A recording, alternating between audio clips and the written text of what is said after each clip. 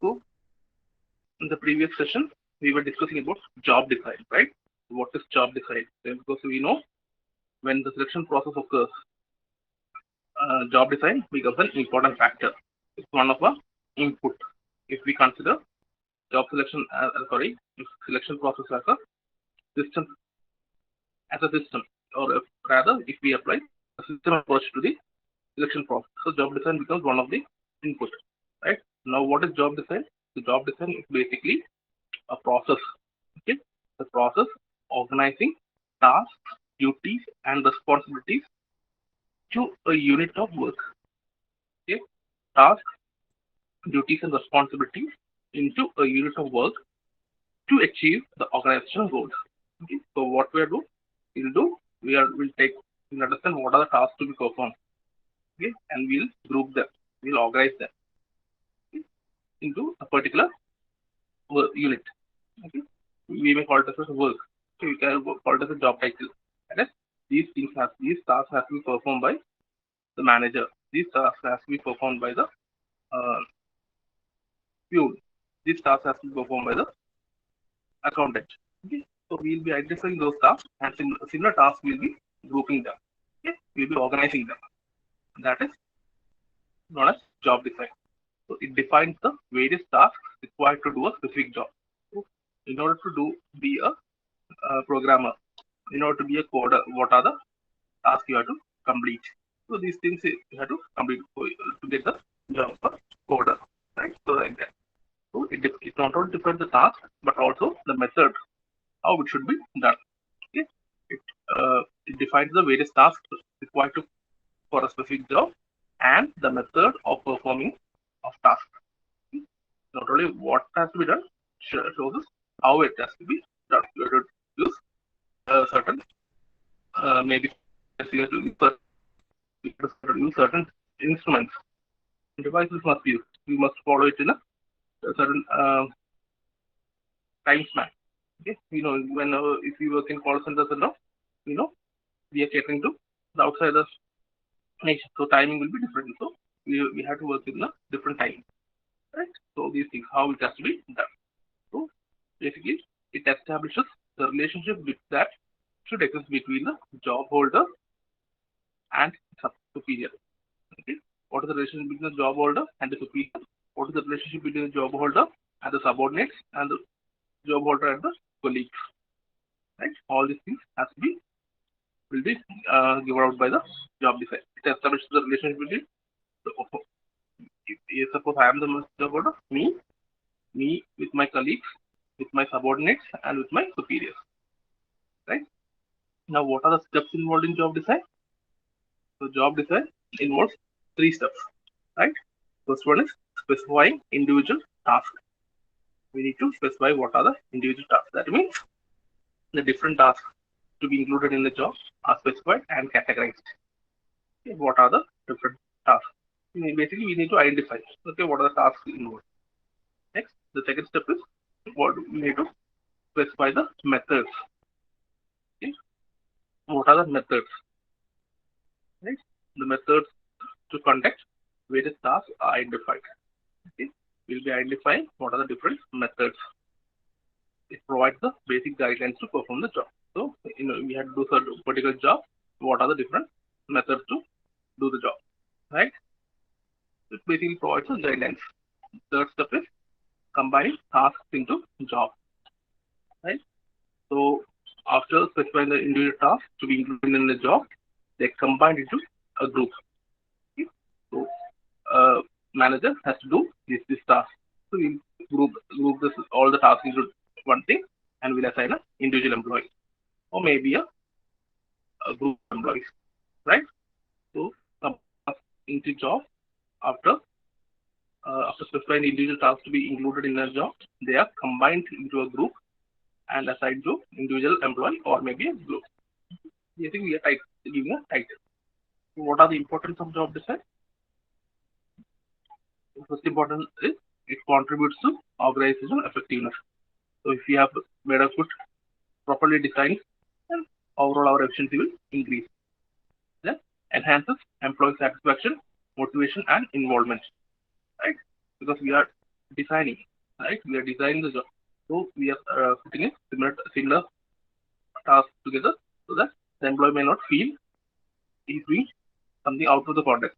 Okay, we are because we are going to require a CS engineer, a computer science engineer, will be assigning him the job which is related to the subject what he has learned. So he may not feel that he is doing something which is not related to him. Then cost reduction by eliminating the causes of accidents and injuries through enhanced health and safety measures. So because I am designing not only the job but also the method, right? I am designing the job and methods. So what happens is I can implement the health and safety measures also, right? Like we said in the site, if I see that all the working is done in the ground floor and in the top 10th floor, I can put up a net so that nothing will cause an injury to the workers who are working in the ground floor, right? So this can be done, right? Now, what are the factors which are first one is requirement. What is the organization requirement? And that is whether we are going for what is our productivity or high quality. That will depend our job design, right? Then individual. And the second one is individual likes and dislikes. So what are my likes? What are my dislikes? This will also be included when we are designing job. Then technology. So what is the technology which we can use? Then organization structure also. Okay? How our organization functions. All these things affect the job design. So if you want to distinguish between job analysis and job design, job analysis means we are identifying, right? We are identifying the task, duty, responsibility, qualification, skills, knowledge, etc. Right? So job analysis work.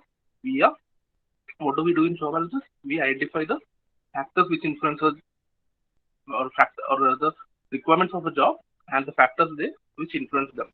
Right? We identify what are the requirements for a particular job. Okay, what it may be the personal level requirement. What is the whether we are going for performance standards, that is whether we are going for quality or quantity, all these things, your skill, everything has been considered. What are the factors that influence? What are the requirements for a job, and what are the factors that influence? Okay, that is that studies job analysis and job design. It is the allocation of tasks to an employee or group of employees for an organization. Okay, now we are allocating the job. Okay, we are giving them the job. If you have to do this job, okay, we have identified what are the requirements for a job. Now we will take this requirements and give them to the job. We give the we give this task to the employees. That process is job design, okay? Analysis and allocation. So this is what we saw yesterday, and today what we are going to look into is what are the skills. What are skills needed in the manager, and what are the person characteristics needed in the manager. Okay. So first one is what are the skills needed for a manager, or what are skills needed if you want to be a manager, right? So we know basically a manager has to manage, right?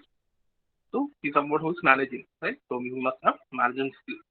And when we say management skills, so they can be taken as they should be technical. He should have technical skills. He should have human relation skills. He should have concept and design skills, and he should have analytical and problem solving skills. Okay. So to be an effective manager, he should have management skills. And what do we say include? What do we say? Management skills. They are technical skills, human relation skills, then concept and design, and analytical and problem solving abilities, right? So what are the skills, right? So the first one is analytical and problem solving ability. So what do you mean by analytical and problem solving abilities? So manager must be able to identify problems, analyze complex situations, and by solving the problem, exploit the opportunities presented. Okay? This is what we have said earlier itself, right? Manager must be able to see. He must be able to see the whole picture. He should be able to see the big picture. So whenever a problem comes up, he should be able to identify that this is a problem. First of all, okay, not everything will not be in black and white. Sometimes it won't be clear, right? In that case, the manager must be able to identify that this thing or this person is a problem. So he must be able to identify the problems, then analyze complex situations. Okay, so he must be able to analyze complex situations. Like now, what we are having, uh, like the lockdown situations are there. Online classes has to be conducted, examination has to be conducted. So it's a very complex. So we need to analyze the situation, what can be done, right? And by solving the problem, exploit the opportunities present. So we should be seeing that he should not be pessimistic in the sense. That is, whenever he sees a problem, he should see the opportunities that is behind the problem. Okay, that's what we said. He should be able to see the big picture, right? He should be able to work in the biggest picture. Once he feels that there's a problem, he should be able to analyze the problem. He should be able to first of all, he should be able to identify the problem. Then he should analyze the situation and solve the problem. And by solving the problem, what he must aim is he must be able to aim to exploit the opportunities. Okay, behind the problem there might be an opportunity, right? So let's say for example now we are having lockdown, so nobody could go out from the home, right? Now, and what is the uh, restaurants or the supermarkets do? What they did, nobody's coming to them, so what they did, they are going to the customers. So they have your WhatsApp number. You can just WhatsApp your list to the requirement. You can just WhatsApp your requirements to the store.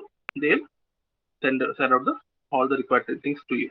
Okay, and now there was a problem that people don't have the money with them. Okay, they might have the money in the account, they don't have money with them. Okay, then there was again a problem. It rose, right? So, so then there came numerous apps came that they bring the ATMs to your home. There too, people had a trust issue.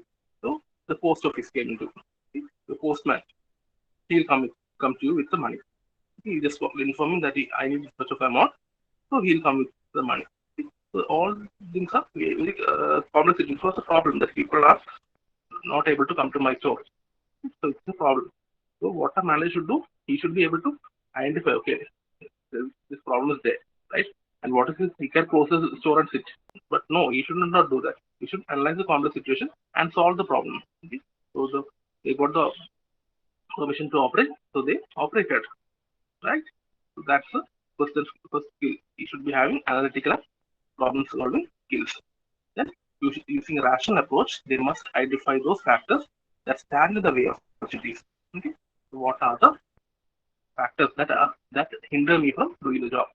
Okay, so so what are the problems? Okay, they decided to do home delivery. Now, what are the problems? Okay, what are the factors? So they'll say, okay, so maybe the maybe an issue. So into a target area. Okay, they divide the area into different areas and they can deliver. So they will say maybe we cannot deliver it today itself. We'll deliver it by tomorrow afternoon. Right? So they should be using rational approaches. Okay? We cannot they cannot deliver throughout the district, right? So whatever is the area, they set a limit and within the time they will deliver. So if you are far, then they will give you a time. Right? So using rational approaches, they must identify those factors that stand in the way of opportunities, right? Then analytical skills should be used to find the needs of present or potential customers and then satisfy those needs with a product or service. Okay? So that's an important thing. Okay? So a manager should be able to identify what is the present need of the customer, right? He should know what is the present need. Okay? No, but that is not enough. But he should be able to uh, find out the what is the potential of the customers. Okay, what are the potential needs also. Okay, so I have my certain customers are there. Okay, so they will come to my store itself. But there are numerous people who are not coming to my store. Okay, those people are also they are also customers, but they are not my customers. So they are my potential customers. Okay, so what are their needs? What can I do so that they come to my store, right? That manager should be able to identify, right? So he can provide more discounts or better parking services or better facilities, right? So what will happen is you might have seen when you park in a mall, you have to pay the parking fee. But if you shop in a certain shop, they'll give you they'll refund you the parking fee, right? So there are certain things which can be done so that the people who are not my customers right now can become my customers. Okay, cannot see them as you should see them as potential customers. Okay, tomorrow they can be my customers. So okay, today they are not my customers, but tomorrow they can be my customers. So we should use this analytical skills. Okay, to identify the needs. What are the needs of my present customers and my potential customers. Okay, he should not be only bothered with the potential customers. So what as is the case, he loses present customers. Okay, there are instances when you go to a restaurant and you might feel the service is not good. You will not return, right? The needs of the present and the potential customers has to be identified and it should be catered to. He must satisfy their needs. So that comes under analytical problem solving skills. Next is technical skills.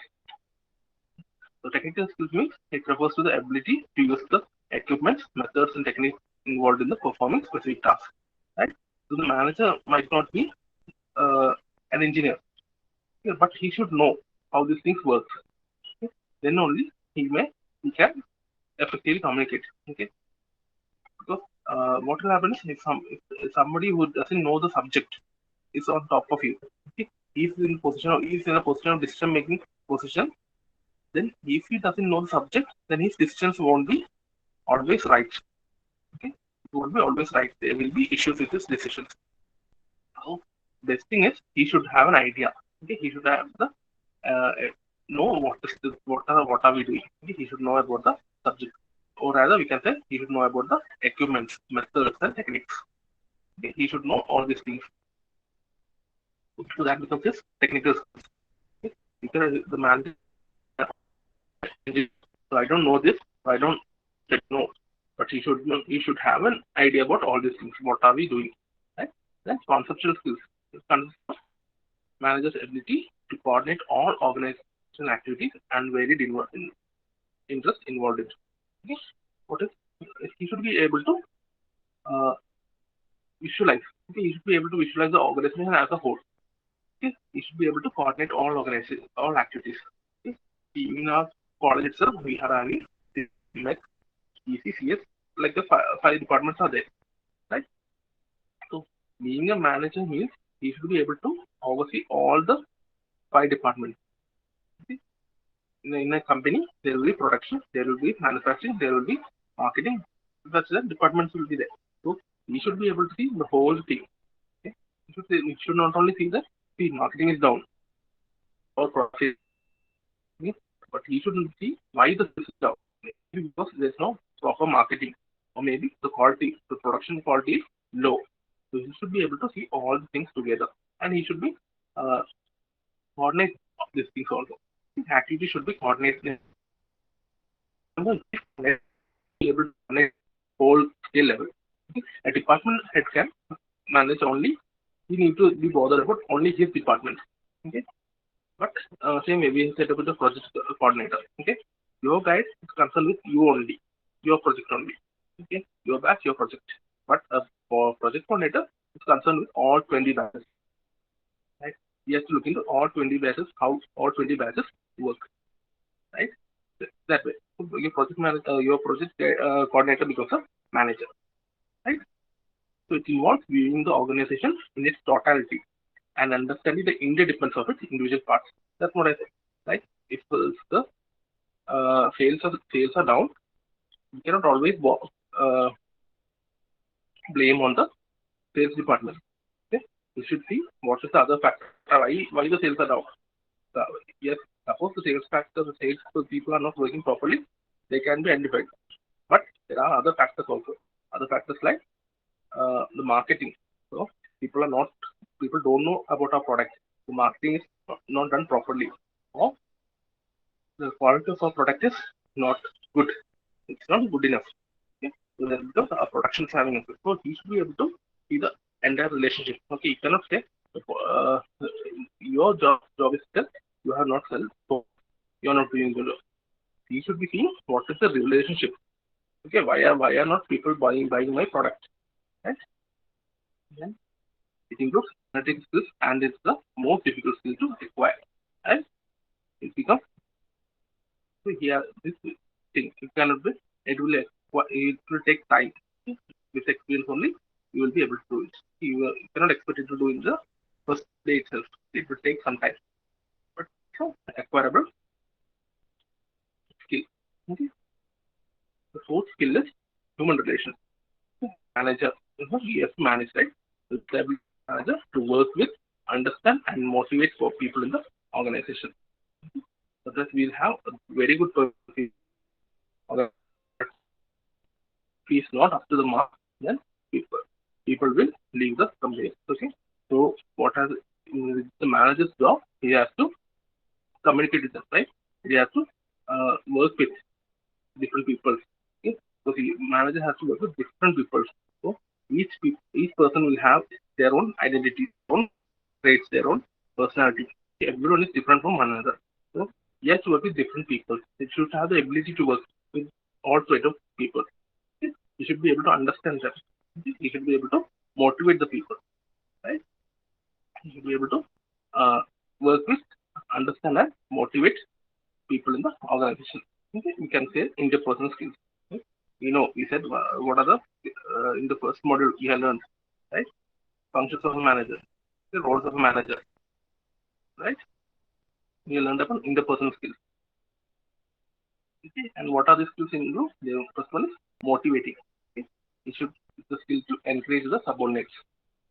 Okay, so encouraging means just giving sometimes more when a good word will do. Okay, okay, you have done a very good job. Okay? Praising the person in the right environment. Okay? It's not in the you are calling him into the cabin and congratulating. Okay? That will also do, but better effect will come when he is praised in the front of his colleagues. Okay? Subordinates. So praising will be good. Or giving him awards like bonuses. Like giving him a bonus or give a extra few days for vacation. Right? To motivate him. Next is leadership. Okay, leadership, you should be able to lead, basically. It is the ability to inspire confidence, trust in the subordinates in order to have maximum cooperation from them for getting the work done. Right? So he should be able to inspire the person. Okay? The manager should be able to inspire the person. He should be he should inspire what confidence in the person and trust in the person. Okay? So that he can have maximum cooperation. If I don't trust the person, if I am not having confidence in the person, I mean I will not put in my 100%, right? So if I had to get the full cooperation from a person, he should be able to trust me, right? He should be able to have a confidence in me. Okay, so whatever I say is good for him. He should have a feeling like that. So a manager should be able to inspire that feeling, okay? Inspire the confidence and trust in subordinates in order to have maximum cooperation from there for getting the work done. It's the ability to influence human behavior, right? So what are the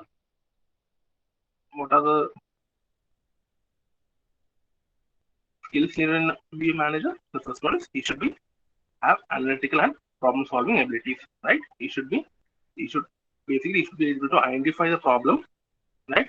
Analyze them and solve the problem. Okay?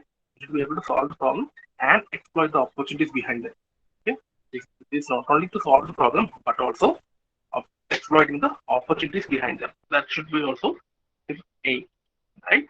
Then he should be able to find the needs of the present and potential customers. Okay? Needs of the present and potential customers and should be able to cater to them. Okay? It should be able to satisfy them, present and potential. Okay? So the person may not be right now. He might not be my customer, but he is a potential customer. Okay? So basically, you should be able to identify the opportunities, identify the opportunities, technical skills means he should be able to identify. He should be have the ability. Okay, to if we are working with a machine, you should also know how the machine works. You know the techniques and methods involved in performing a specific job. Then conceptual skills means he should be able to visualize the working as a whole. He should be able to visualize the organization as a whole. Okay, and then coordinate it as well doing in the uh, as part. No, he had to do it as a whole. So coordination whenever he should take into consideration all factors.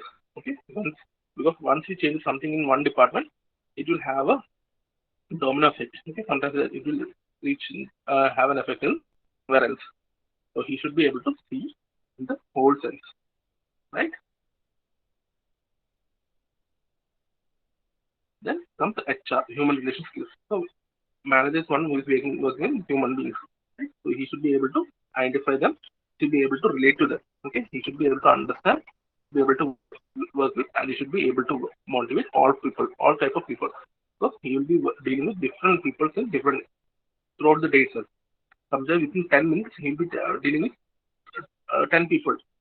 All 10 will have different personalities. So manager must be able to talk to all the 10. And he should be what are skills? What is motivating skills? You should be able to encourage the subordinates. So encouragement may be a good word. He had done a good job. That will do. But in the right context, right? You can give him the rewards, like you can give him the bonus. Okay. You can give him a praise. Right? Then leadership skills. That is, he should have the ability to inspire confidence and trust in subordinates. Okay? That is, you can make people do something by fear also. Okay, if you are not completing this job, you will be fired. I can do that also. Okay, but if that is the case, the person will be doing out of fear. He will be doing the bare minimum. He will be doing only the what is the minimum or expected of him only. Okay, fear cannot be employed. But if we inspire him, okay, if we can have confidence, trust in me, so he'll be putting in more and more effort. So if I can lead him, it will be better. Okay? So basically, you can say the ability to influence human behavior. So technical skills deals with the job and are required to at operational level. So at each level, what are the skills required? So at the operating level or the supervisor levels of management, what is the most important thing? He needs technical skills. Each technical skills. Then conceptual skills deal with ideas and are more important at top level management. Okay? At top level, we need to see the whole picture. At supervisor level, he need to look into only people under him, right? But in the top level, everything has to be taken into consideration. So there, conceptual skills comes into play. And HR skills, the human relations skills, and deal with human beings. So he has to take all at all levels because even if I have a manager, I have people who are working under me. So I should have the required skills. So I should be able to motivate them. I should be able to lead them. Right? So HR skills, human relationship skills is essential for manager at any level. Okay, but technical skills becomes more and more important in directly with others or working with them. Okay, top management may not know what is being done. Right? So that becomes the well, because as level increases, as in more and more top level becomes, he may not know anything about the task. Okay, his technical skills may be very poor, but his conceptual skills will be high. Okay, because that's what is needed. Okay? So we can say all the skills are interrelated. Okay? If it's not that you can have one and no, but you have all the skills. But the extent, so it can vary. A top level manager should have more conceptual skills than technical skills. He should have technical skills, but more important will be for conceptual skills. HR, human skills will be, human skills will be for needed for all levels. Right? Now, what are the person characteristics needed in a manager? One is desire to manage. The successful manager has strong desire to manage, to influence others, and to get results through team efforts and subordinates. So he should be interested in doing the job basically. Okay, so he should for doing the job he should have effort, time, and energy of taking long hours. Okay? So he should be able to man. He should want. So he should have a desire to manage. Okay? So he has a strong desire to manage, to influence others, and to get results through team effort. Right? Then communication skills. Communication skills is very important. Communication skills and empathy. Okay? Uh, so what whenever we say communication, we it's not only by speech. Okay? A manager can communicate via a letter. It can be it will be through reports or it will be through discussions. Okay? So an important skill of manager is the ability to communicate through written reports, letters, speeches, and discussions. Okay? You should be able to do all these things. Okay? It's an important thing, communication. So communication demands you should have the clarity and empathy. Okay? So empathy means it's the ability to understand the feelings of another person and to deal with the emotional aspects of communication.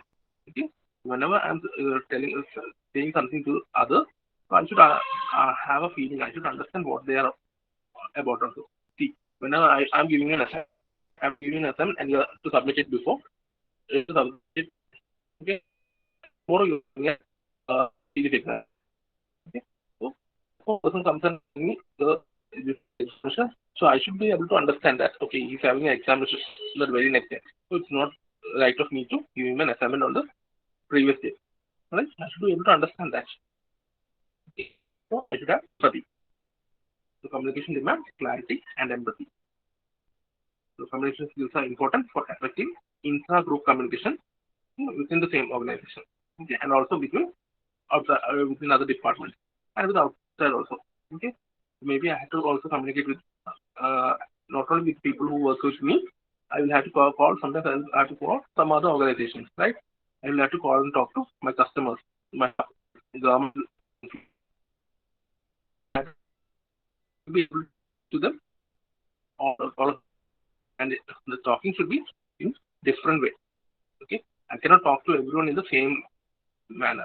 It will I should be able to identify whom I am speaking and what type of tone or how should I speak to them. Okay, the communication is very important for a manager, and it's not only by speech, by other means also. He maybe have to send a report. He maybe have to send a letter. He maybe have to take part in a discussion. Okay, then integrity and honesty. So he should be trustworthy. Okay? Integrity includes honesty in many because he is one who's dealing with money. He should be have honesty in money matters and dealing with others. Okay, so everyone it should be full and it should be formed, right? Then strength and character behavior in accordance with the ethical standards. He should maintain his integrity at all times. Okay, it should be honest and integrity. The past performance has to be considered, right? The past performance as a manager, the most reliable forecast of manager's future performance, how we have behaved in the past. Okay, and it is one of our indicator. Okay, it's an important upper level. So we have a voice under supervisors under them or lower level managers. So how they have functioned.